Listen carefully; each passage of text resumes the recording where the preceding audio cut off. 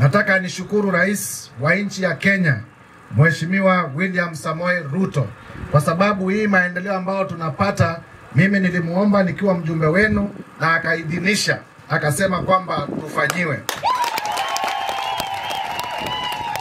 Nimesikia watu wengine wanauliza huyu Mwengi ana support William Ruto, kwake amefanyiwa nini? Niwatangazie kwamba hapa Nguu tumejenga damu ambayo ni ya kihistoria, na ndio damu ya 4 ambayo tumetengenezewa na serikali ya Mheshimiwa William Ruto, na tunaendelea kufanya maendeleo ya kimaajabu kutoka kwa serikali ya kitaifa.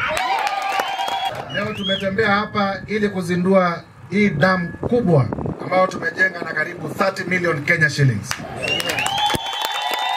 Nataka nishukuru watu wa hapa Nguu kwa sababu mlijitolea, mkatupa shamba, na ndio tukawezesha kujenga damu mpya ya kuwezesha ukulima wa kisasa, ndio watu wetu wapate pesa kwa mfuko.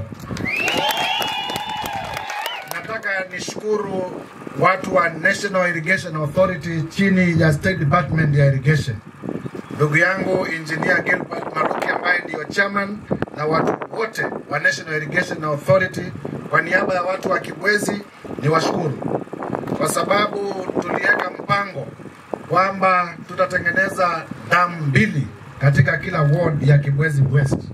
Na hivi sasa nina furaha kwa sababu hii ambao tunazindua hapa Nguu ward ndio ya 4. Tumejenga huko pande za Siumele, tumejenga pale Mbuinzao kwa marehemu Mheshimiwa Kalembe Ndile, tumejenga pia mahali kunaitwa Sekeleni, na leo tumekuja kujenga hapa Pawati na tumemaliza, na Silanga sasa iko tayari.